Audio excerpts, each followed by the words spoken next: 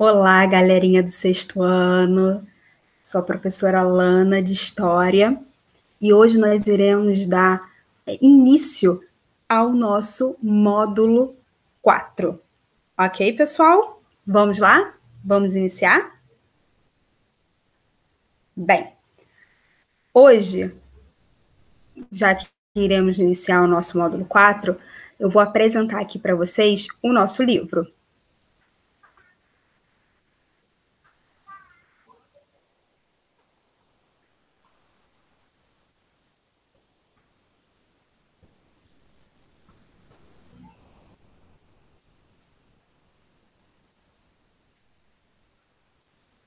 Iniciando a apresentação da tela. Prontinho. Vamos ao nosso livro. O nosso livro, módulo 4, né, volume 4, ele se inicia com o capítulo 11 da Antiguidade para a Idade Média. Ou seja, nesse capítulo nós vamos estudar um momento de transição da nossa história, né, da história europeia. Bem, deixa eu ampliar aqui. Prontinho. Idade Média. Que período seria esse? Né? Esse momento de transição da Antiguidade para a Idade Média. Quando acaba um período da história e quando começa outro? Bem, antes, nós iremos relembrar um pouquinho esse conceito de divisão tradicional da história. E como eu disse, essa divisão é uma divisão baseada na história europeia. Por que nós, então, estudamos esse período, né? Porque nós fomos colonizados por um país europeu e que trouxe, consequentemente, as suas tradições, a sua cultura, a sua história aqui para a formação do nosso país. Por isso é tão importante a gente entender as origens, né? E uma das nossas origens está exatamente nesse momento de transição onde os países europeus vão começar a se formar, que é exatamente na Idade Média. Bem, a divisão tradicional da história, ela divide, né, a história em dois momentos, dois grandes blocos, pré-história e história. E o que divide a pré-história da história é o surgimento da escrita, ok? Então, tudo antes do surgimento da escrita é pré-história. E tudo depois do surgimento da escrita é história. Só que a história é um período muitíssimo longo. E para melhor estudar, os historiadores redividiram esses períodos em outras partes menores. Então, Idade Antiga, Idade Média, Idade Moderna, Idade Contemporânea. Ok? Durante boa parte do volume 3, nós estudamos a Idade Antiga, que é exatamente do surgimento da história, do surgimento da escrita, perdão, ou seja, início, né, do período conhecido como História, até a queda do Império Romano do Ocidente. E é exatamente esse momento de transição que nós iremos entender um pouquinho melhor hoje. Vamos começar a entender, na verdade. Bem, então, já adiantei aqui para vocês, né, que a Idade Média, ela começa, deixa eu até marcar aqui, ó, e vocês podem marcar aí no livro de vocês também, tá? Aqui, ó. Ok, vamos lá? A Idade Média, né, tem duração um período de cerca de 1000 anos. A maioria dos historiadores considera que esse período teve início no ano 476, aqui, ó, com a queda do Império Romano do Ocidente, e se estendeu até 1453, quando a cidade de Constantinopla foi conquistada pelos turcos otomanos. Professora, que cidade é essa? Ela é tão importante assim que ela vai marcar o fim da Idade Média? Isso mesmo, galerinha. Daqui a pouquinho nós vamos falar sobre ela, ok? Bem, vamos lá. Como nós havíamos falado, né, nesse parágrafo que nós marcamos, o período da Idade Média ele tem 1000 anos. Muita coisa, né, pessoal? Para facilitar, então, esse estudo, ele foi dividido em 2 períodos. A Alta Idade Média, que consiste os séculos 5 até o século 10, e depois a Baixa Idade Média, que vai do século 11 até o século 15. Por muito tempo, né, a Idade Média, ela vai ser conhecida aqui, ó, vamos marcar isso também, é importante, ó, tá aqui no livro, como Idade das Trevas. Gente, Idade das Trevas, porque foi um período muito difícil. Ele foi marcado por doenças, pobreza, intolerância religiosa e poucos avanços artísticos e técnicos e científicos. Bem, é um período muito marcado pelo conhecimento fechado, enclausurado nas mãos da igreja. Se existe uma instituição que ela sobreviveu ao fim do Império Romano, e mais do que sobreviveu, ganhou força após a queda do Império Romano, é a Igreja Católica. E a Igreja Católica vai manter grande parte do conhecimento da antiguidade sob seu poder. E não vai dividir esse conhecimento com as pessoas, o que vai dar a ela grande poder de domínio, né, dos seus fiéis. Bem, por isso era considerado um período muito fechado, onde as questões científicas eram pouquíssimo debatidas, porque elas não eram incentivadas ou até mesmo condenadas, né, por essa questão religiosa. É um momento onde muitas crises agrícolas vão acontecer, crises, né, sanitárias também, a chamada peste, né, vai ocorrer, pandemias, né, de peste bubônica. Nós, por exemplo, estamos vivendo um momento de pandemia e estamos muito próximos de chegar a uma vacina, mas isso lá na Idade Média, sem avanço tecnológico, era praticamente impossível. As pessoas morriam e não tinham nenhuma espécie de tratamento. Por isso, esse período ficou conhecido por muitos, né, e durante muito tempo, como Idade das Trevas. Mas também não é bem assim, né, pessoal? A gente precisa entender que os avanços foram lentos, mas eles existiram, né? Por exemplo, as universidades, né? Esse local de conhecimento, de troca, de um local onde realmente respira e vive cultura. Foi criada durante a Idade Média.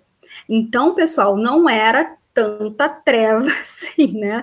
Não, as trevas não eram total, né? Existia luz, só que infelizmente ela realmente não chegava na maioria da população. Bem, seguindo aqui, né, o nosso livro, né, ele vai dizer o seguinte, né, que as bases da sociedade ocidental, né, do mundo ocidental, ela começou a ser formada, né, durante a Idade Média. Por exemplo, as bases do capitalismo, né, a questão dos burgos, das feiras, né, das trocas comerciais, elas começaram a existir ali no final da Idade Média. Então, nós não podemos usar esse termo até preconceituoso de Idade das Trevas. Aqui ele só vai reafirmar exatamente esse ponto de vista nosso, né? E aí, ele vai falar o seguinte: a Idade Média começa com a queda do Império Romano. Beleza, mas por que o Império Romano caiu?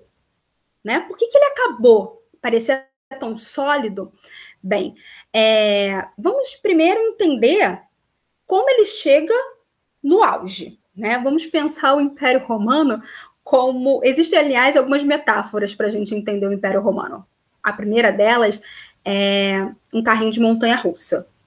O Império Romano é aquele carrinho de montanha-russa que chega lá no topo da montanha-russa. Depois que ele chegou lá no topo, ele só tem um caminho, que é descer. ok? Então, vamos pensar assim, o Império Romano chegou no seu auge, no topo, no seu máximo, e agora ele vai entrar em crise. Bem, esse apogeu, né, esse máximo do Império Romano, ele começa ali por volta do ano 100, ok? E ali ele vai atingir o que a gente chama, né, em latim, o Mare Nostrum, né? Ele vai dominar o Mediterrâneo, né, o norte da África, o Oriente Médio. Mare Nostrum significa nosso mar, né? O Império Romano ele está na Europa, na África, na Ásia. Ele domina não só um continente, mas 3 continentes. Ele tem províncias, né? Em vários locais. O Egito, por exemplo, está dominado pelo Império Romano, né? A joia do Nilo, enfim, né? Da onde vem o trigo que sustenta Roma. Pois bem, o Império Romano está no seu auge. E como ele chegou nesse auge? Né? O Império Romano é uma máquina de guerra. O Império Romano ele se baseia, ele cresce através da expansão territorial. Então, como é que funciona essa roda que faz girar o Império Romano? O Império Romano conquista um território. Esse território, então, passa a ser responsável por sustentar Roma. Roma é basicamente urbana, né? O Império Romano, ele é urbano. Nós somos urbanos. Ninguém aqui planta a própria comida, né? Ninguém aqui cria a própria comida. Nós vamos ao mercado, nós compramos roupas, nós compramos sapatos, nós compramos bebida, nós compramos comida, ou seja, nós somos urbanos. Nós não produzimos o que nós consumimos. E assim era o Império Romano, porque o Império Romano precisava da conquista para gerar novas províncias. Essas novas províncias mandariam suprimentos para Roma através de impostos, né? Eu falei para vocês, por exemplo, do Egito, né? Não vou arriscar aqui uma porcentagem, mas uma enorme quantidade do trigo consumido por Roma vinha do Egito. Não era cultivado em Roma, né? Pois bem, então, crescer e se sustentar grande estava ligado a ter um exército poderoso, ok? E como funcionava ter um exército poderoso? Ter um exército poderoso custa caro, custa muito caro. Como é que Roma, então, bancava esse grande exército, esse exército poderosíssimo? Era um sistema meio que de parceria. Além, né, dos soldos que se pagavam, quando Roma, né, e um determinado general conquistavam um território, os seus soldados tinham direitos, né, a pegar partes desse território para eles. Então, esses soldados funcionam também através da guerra. Quanto mais territórios eles conquistarem, mais renda eles têm de volta. Então, Roma está sempre em guerra porque Roma precisa sempre ter novos territórios, até mesmo para manter os seus soldados satisfeitos. Bem, o problema é que lá pelo ano 100, Roma vai parar de conquistar territórios. Né? A chamada Pax Romana, que nós vimos no capítulo passado, capítulo retrasado, na verdade, ela acontece por volta ali do ano 100. Essa Pax Romana, a paz romana, não é só interna, ela é externa também. Roma para de fazer guerra. Roma encontra limites na sua expansão. E aí esse exército trava. Quando esse exército trava, começam alguns problemas. Professora, Roma caiu então por causa que o exército travou? Não. Não foi só por causa disso, né? Não se acaba com um império do tamanho do Império Romano por um único motivo. Existiram outros que nós iremos conhecer daqui a pouquinho. Exatamente aqui, ó. A crise do Império Romano. Pessoal, vou até marcar aqui, ó, preparar minha canetinha para a gente começar a marcar aqui, ó. A economia romana, ó, marquei aqui, vocês vão marcar aí também. A economia romana tinha como base o sistema escravista. Pessoal, essas províncias, né, ou seja, esses territórios conquistados, eles não enviavam para Roma somente alimentos, somente impostos, eles enviavam escravizados também. Roma, então, tinha sua base de serviços feita por pessoas escravizadas. A partir do momento em que pararam de ter novas conquistas, os escravos também pararam de chegar em Roma. Ok? E aí isso vai dar uma quebrada forte na economia. Porque aqui, ó, grifei aqui, vocês vão grifar aí também. Com o fim da expansão do território, né, por volta ali do ano 100, houve expressiva queda no número de escravos, diminuindo drasticamente a produtividade e gerando uma grave crise econômica. Pessoal, não são os romanos que cultivam as fazendas. São os escravizados. Parando a produção, vai travar o comércio. Vai começar a comprometer ali o abastecimento das cidades. Como eu disse, Roma, né, a capital, ela é urbana. Ok? Se não chegar produtos na cidade, eles não vão produzir. Bem, com a diminuição, né, do comércio, a crise também vai começar a afetar a arrecadação de impostos, né? Vira uma bola de neve, uma coisa puxa a outra, ok? Bem, vamos lá. Agora aqui, ó, na página, deixa eu ver aqui, que fica melhor vendo no meu. Na página 280, temos um outro ponto muito importante, as invasões germânicas. Bem, quem eram os germanos, né? Eles também são conhecidos como bárbaros, né? O romano tende a chamar todo aquele que não pertence à cultura romana de bárbaro. Então, os chamados povos bárbaros, vocês podem até ver na internet ou em outros livros, as invasões bárbaras, né? Bem, então, Roma faz fronteira com outros povos. Roma tem povos vizinhos. E esses povos são, na Europa, são os germanos. Povos de diferentes culturas, tá?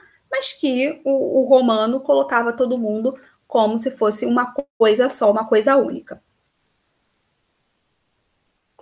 Bem,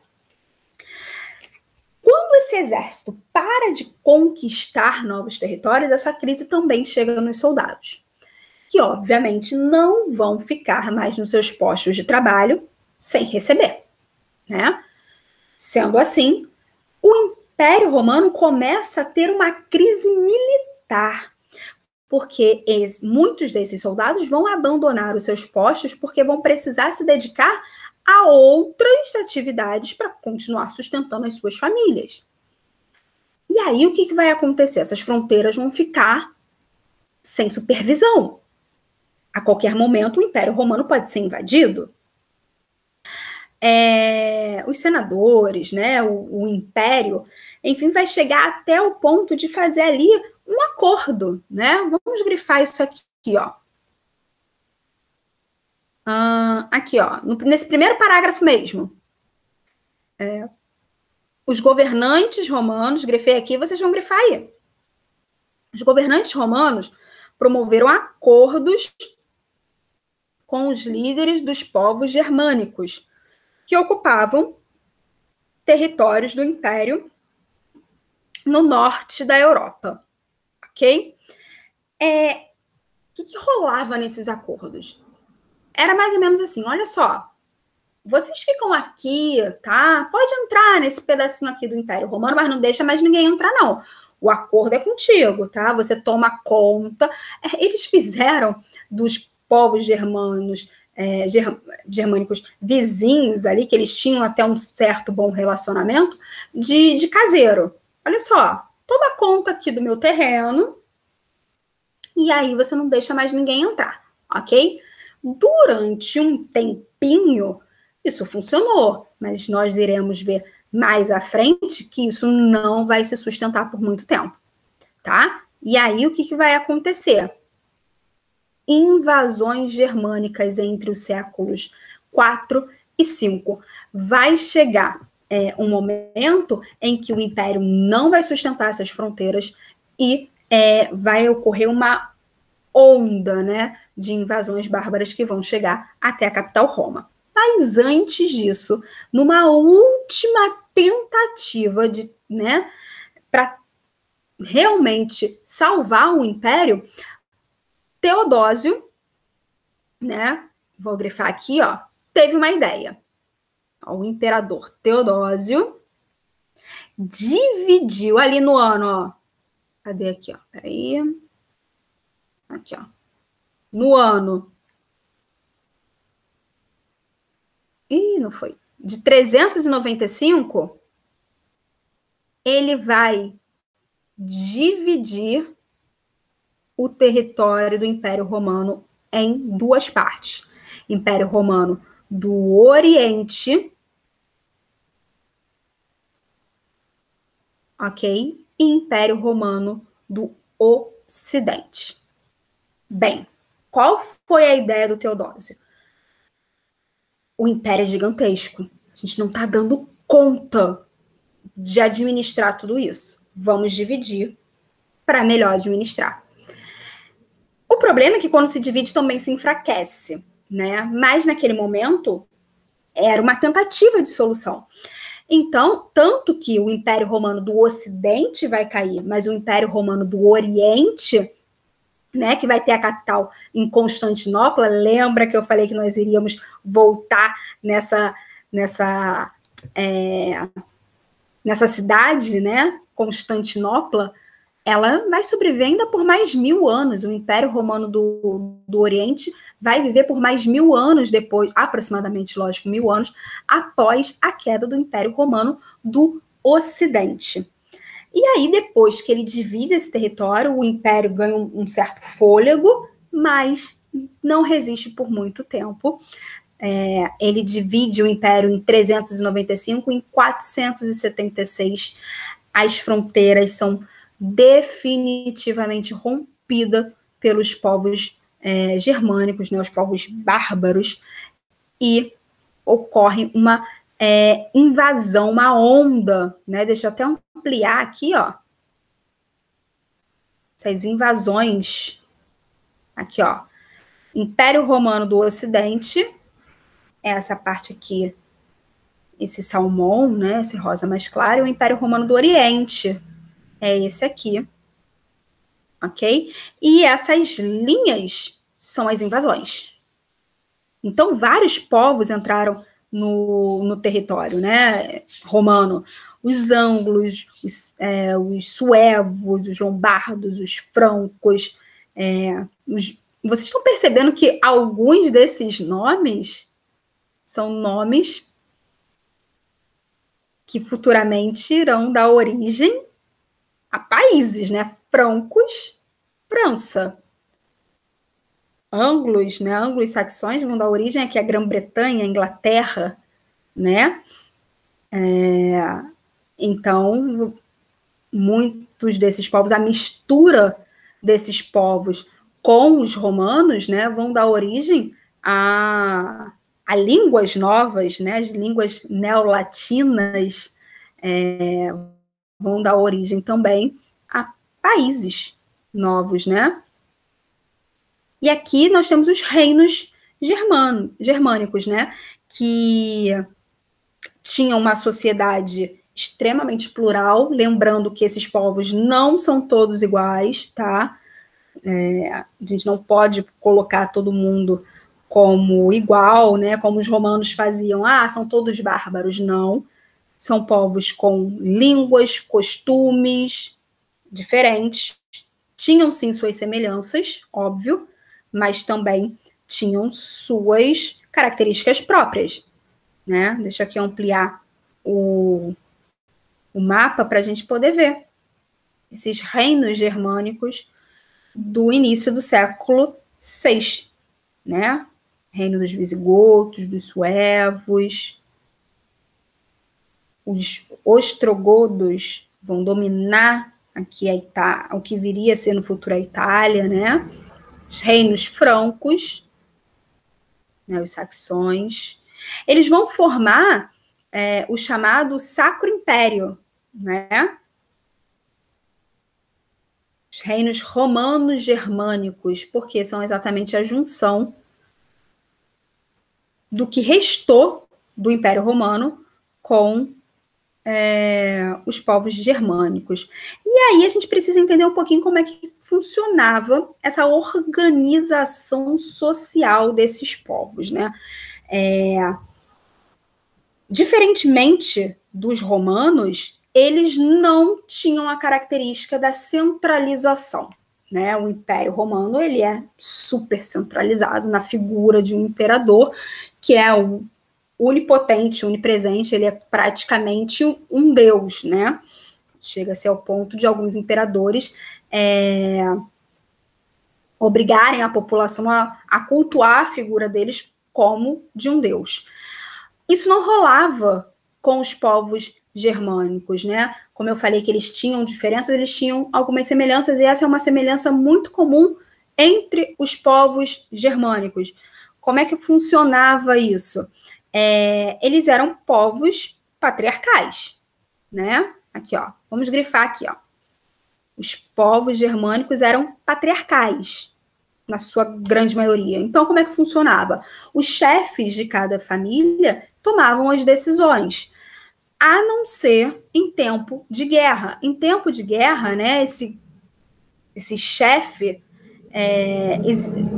em tempo de guerra, na verdade, esses líderes das famílias elegiam um chefe, né, aqui, ó, em período de guerra, quando um chefe era escolhido para coordenar o grupo de guerreiros chamados, né, de comitatos.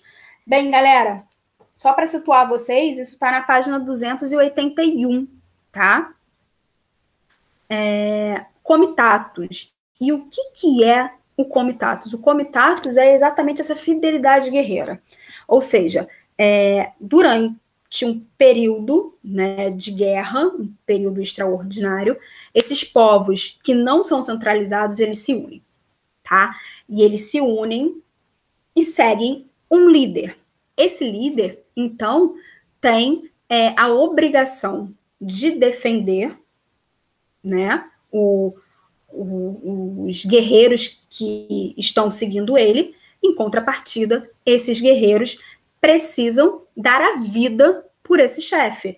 Isso mais tarde, quando a Idade Média se estabelecer, né, isso vai dar origem à questão de suzerania e vassalagem, né, que nós iremos ver mais lá para frente do capítulo. Mas o comitatus, ele vai entrar com tudo no antigo território romano e vai ser ali presença marcante entre esses povos germânicos, ok? Outro ponto importante, pessoal, é a questão da religiosidade. Bem, esses povos eram politeístas, tá? Cultuavam a natureza, enfim, na sua grande parte. Mas lembra que eu falei para vocês que uma instituição sobreviveu à queda do Império Romano e, mais do que isso, se fortaleceu após a queda do Império Romano? E foi a Igreja Católica? Então, muitos, né, desses chefes de comitatos, durante períodos de guerra, principalmente, se converteram ao catolicismo, o que vai fazer com que a Igreja Católica acabe espalhando, né, a sua área de influência por todos esses mini-reinos que vão surgir do que sobrou do Império Romano do Ocidente. Então, ela vai ser ali um ponto importantíssimo entre, né, essa antiga cultura romana e essa nova cultura germânica. Então, ela vai servir ali, nesse primeiro momento, de ponte, de cola, né, da antiguidade para a Idade Média. Lembrando que nesse primeiro momento a gente está vendo esse período de transição. E é assim mesmo, um pouco do Império Romano, um pouco dos povos germânicos, e aos poucos essa Europa medieval vai tomando forma. Ok, pessoal? Bem, agora eu gostaria muito que vocês fizessem as páginas 282 e 283. Na nossa próxima aula, nós iremos iniciar com a correção dessas duas páginas. Ok? Bem, deixa eu parar então aqui a apresentação para eu poder me despedir de vocês. Bem, galerinha, estou encerrando essa aula, tá? E a partir da aula que vem, nós iremos avançar um pouco mais e entender como essa Idade Média vai funcionar. Ok? Então, até o nosso próximo encontro. Tchau, tchau.